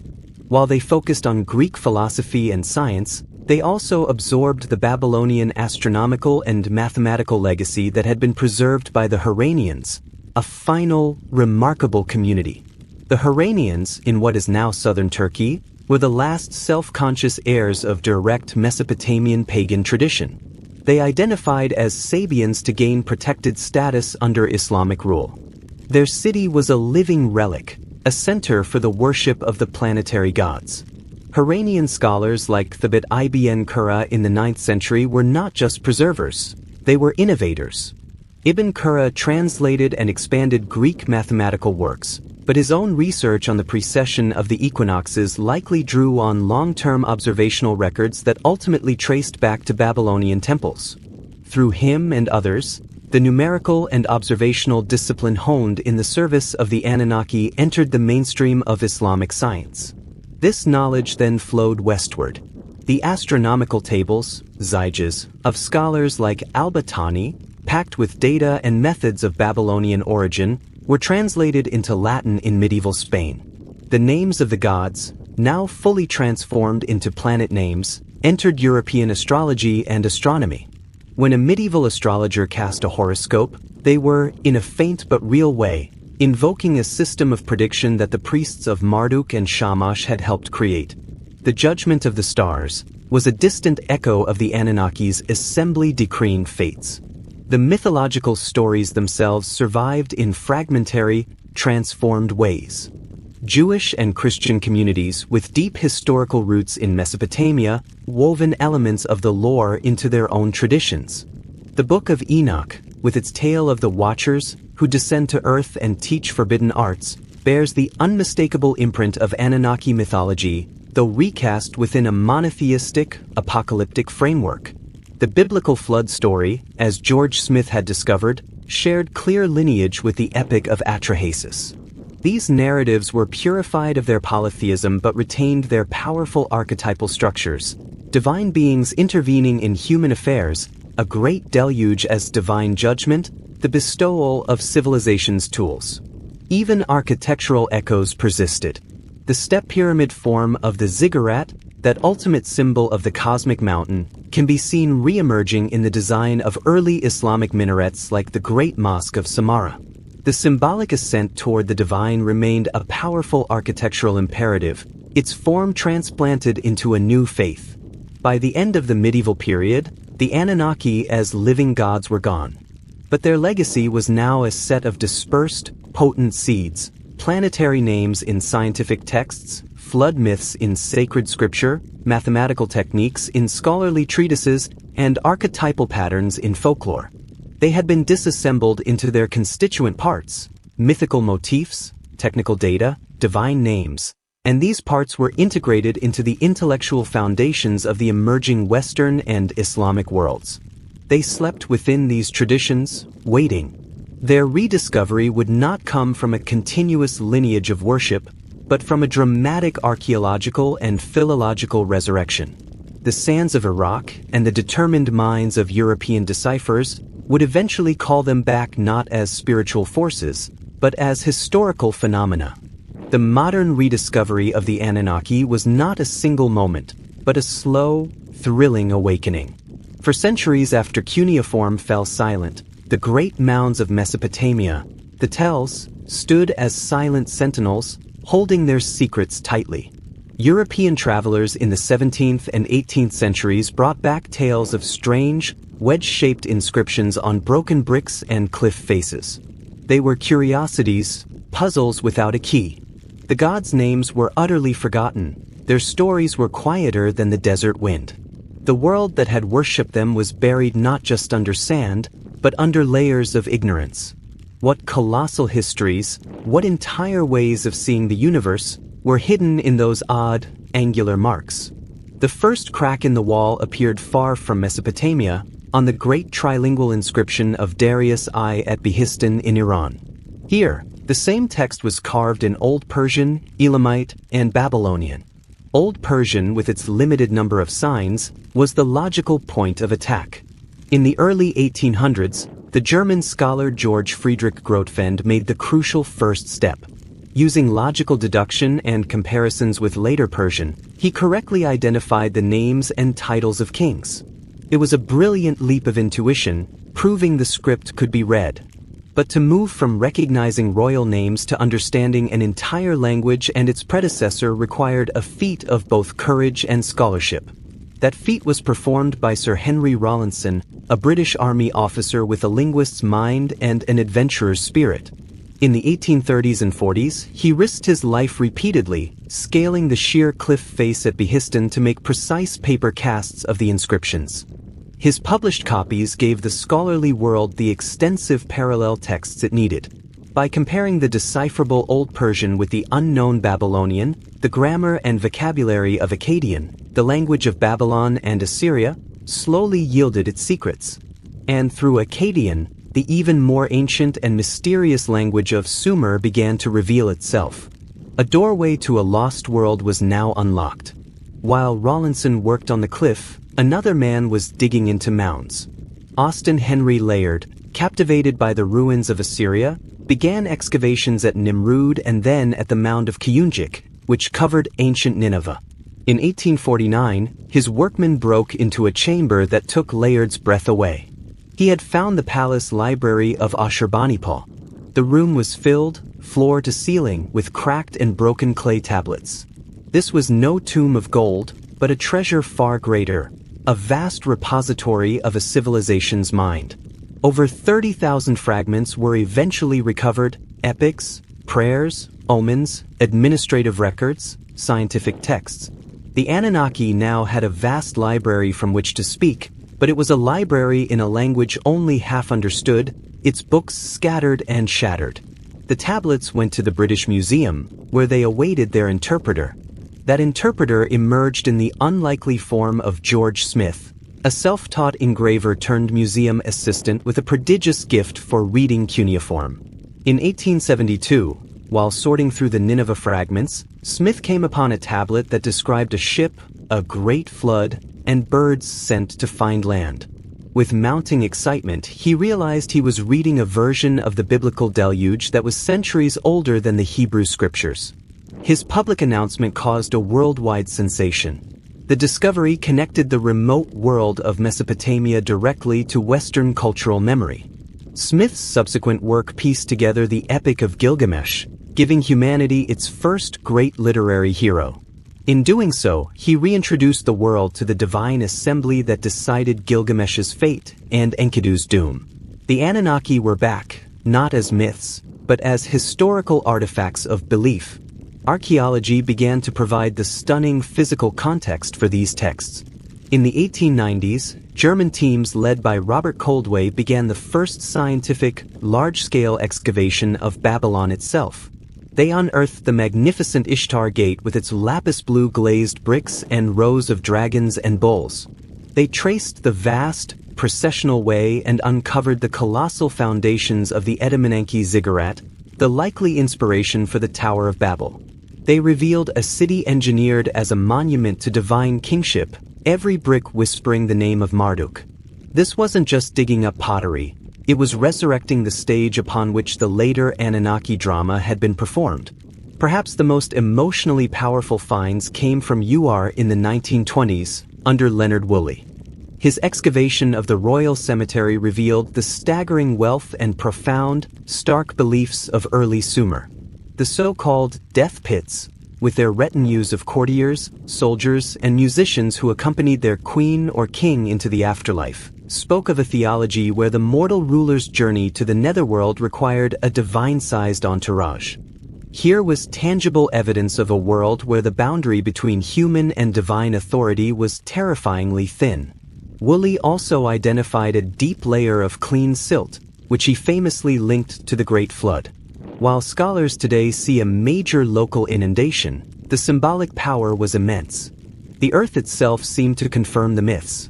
The most crucial textual treasure for understanding the Sumerian mind came from Nippur, excavated by American teams over decades. From this religious heartland flowed tens of thousands of tablets. Here, scholars like Samuel Noah Kramer spent a lifetime doing the painstaking work of translation, revealing the firsts of human literature, the first love song, the first lament, the first philosophical debate between two concepts. Kramer showed that the complex theology of the Anunnaki was built upon a deep foundation of Sumerian poetry and speculative thought.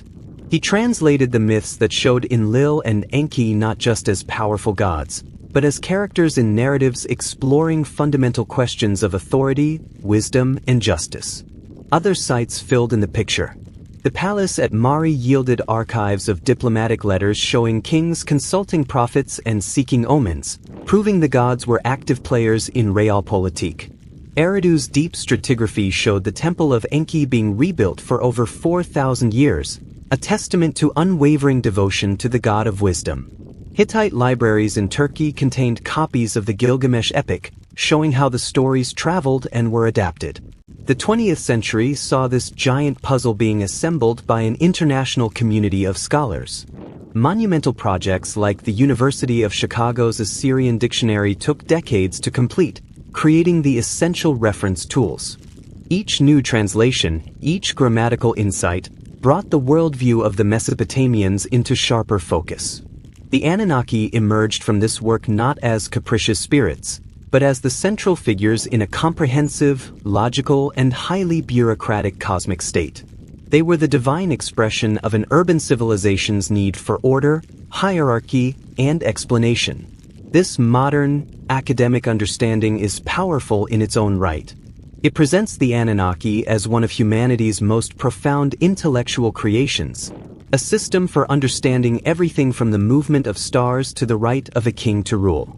It is a story of human ingenuity, anxiety, and aspiration etched in clay. The stage was now set for a great divergence. In one corner stood the meticulous, decades-long work of academic Assyriology, which had rebuilt the Anunnaki as the sophisticated theological framework of an ancient civilization. In the other, the potent forces of popular imagination, ripe for a new narrative. The 1960s and 70s provided the perfect incubator. The space age was in full swing, human origins were being radically rethought by discoveries in Africa, and a countercultural distrust of established institutions was growing. Into this environment stepped authors who offered a thrilling shortcut to wonder. Zecharia Sitchin's 1976 book, The 12th Planet, was a catalyst. Bypassing academic journals, he spoke directly to the public. His claim was breathtaking. He could read Sumerian better than the scholars, and his translations revealed that the Anunnaki were astronauts from a planet called Nippur. Their home world needed gold for its atmosphere, so they came to Earth, mined it, and created Homo sapiens as a slave race by splicing their DNA with that of primitive hominids. The gods were thus literal, flesh and blood visitors. The Great Flood was a natural catastrophe they foresaw. The ziggurats were launch towers. The wars of the gods were conflicts between alien factions. Why did this resonate so powerfully? It made the ancient world instantly relevant to a technological age. It transformed awe-inspiring but distant myths into a kind of prehistoric sci-fi, complete with advanced technology, genetic engineering, and interplanetary politics. It offered a grand, unified theory for humanity's sudden cognitive leap and the seemingly miraculous rise of civilization. It also appealed to a deep-seated desire for a purposeful, even if unsettling, origin story. We were not accidents, but projects.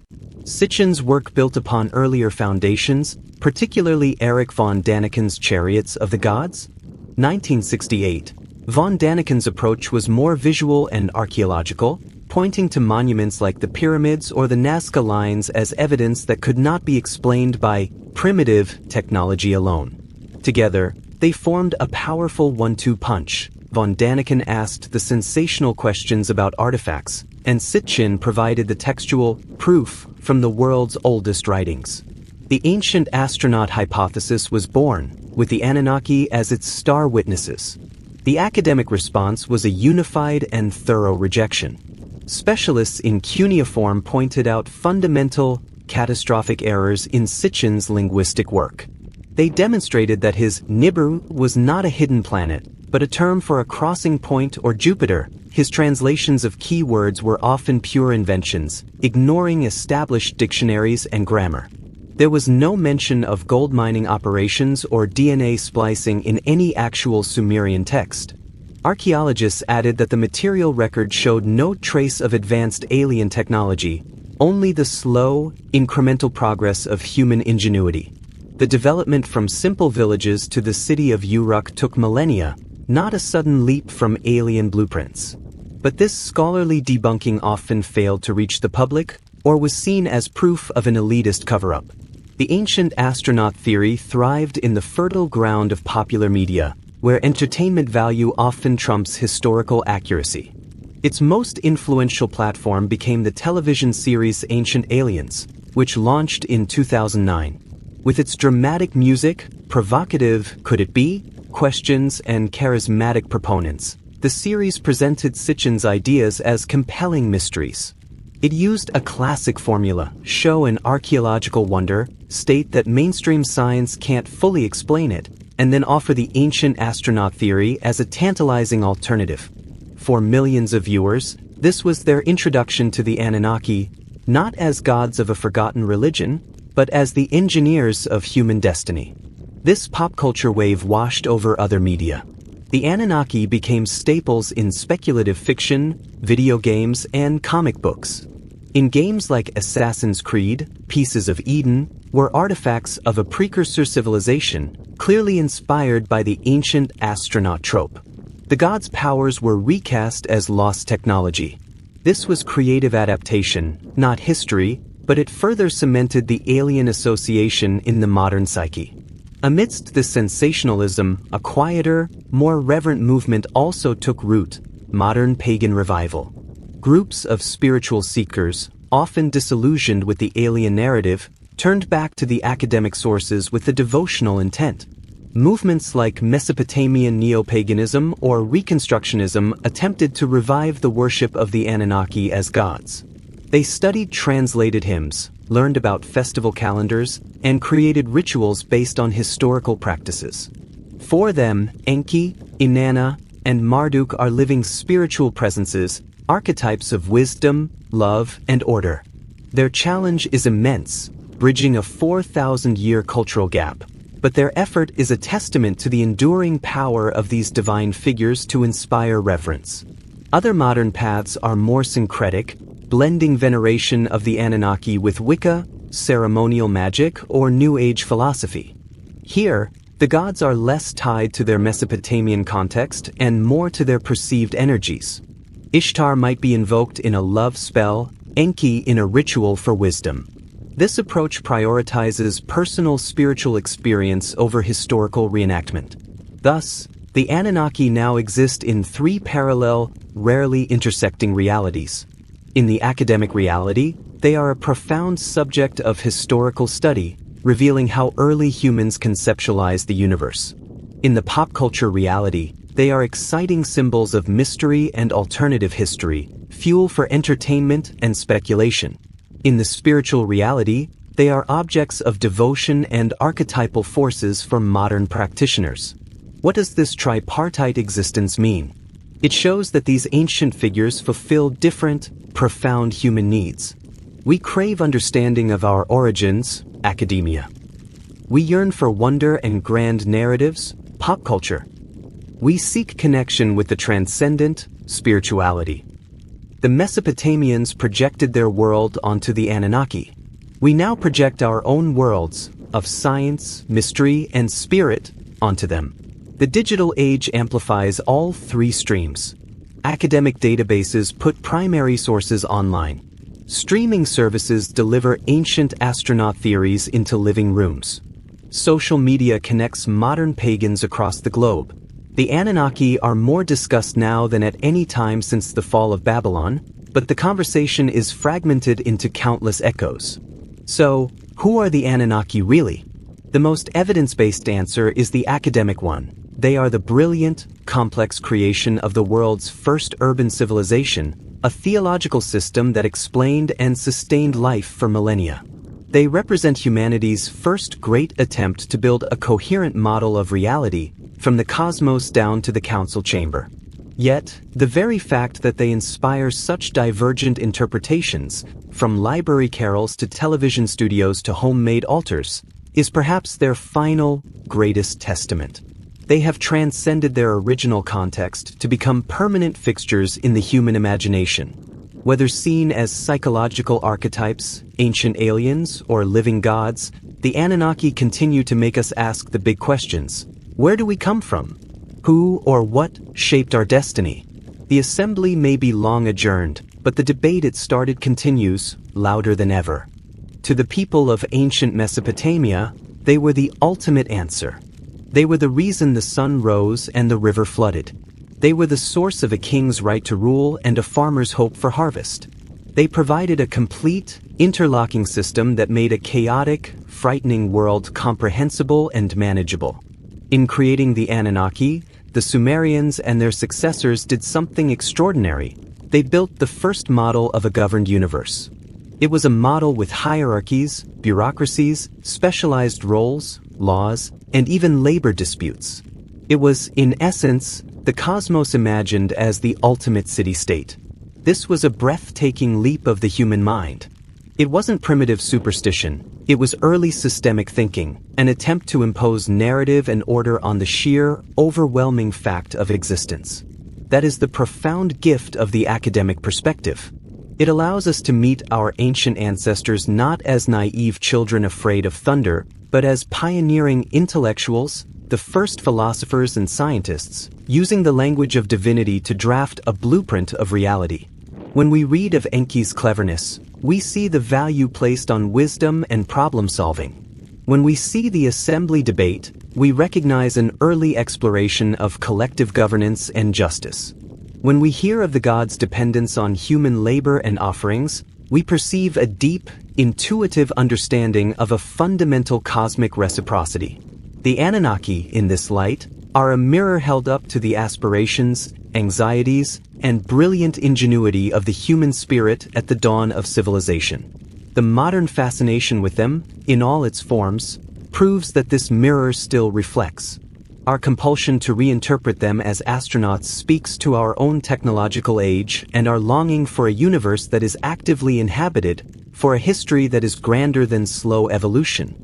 Our desire to worship them again speaks to an enduring hunger for archetypal connection, for gods that feel older and perhaps more grounded than many modern faiths. Our scholarly drive to catalog and translate every fragment speaks to our insatiable need to know our own story, to complete the puzzle of where we came from. The Anunnaki have become a kind of cultural vessel, capable of holding whatever meaning we most need to pour into them. For some, that meaning is historical truth. For others, it's speculative wonder. For others still, it's spiritual truth. This very adaptability is their final, perhaps most divine, attribute. They have transcended their original time and place to become permanent residents of the human imagination. As you rest now, let the echoes of their story settle. Picture the quiet, starlit plain of Mesopotamia, the great ziggurats' dark silhouettes against the sky. No processions climb their stairs tonight. No incense rises from their summit chambers. The divine assembly is not in session. The administrative tablets are filed away in museum cases. The great names, Anu, Enlil, Enki, Inanna, are studied in textbooks and debated online.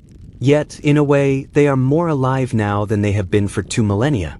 They live in every new translation published, in every student's essay, in every viewer's moment of wonder at a television documentary, in every silent prayer offered by a modern devotee.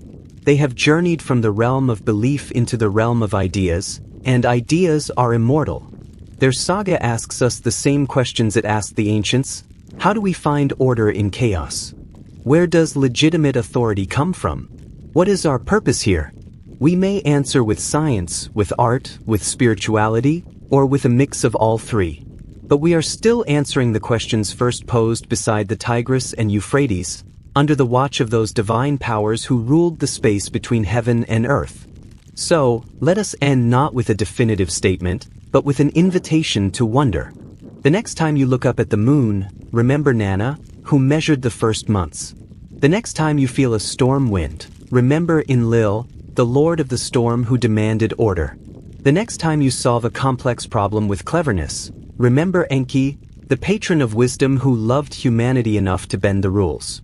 The next time you feel a surge of passion or conviction, remember Inanna, the fierce goddess of love and war.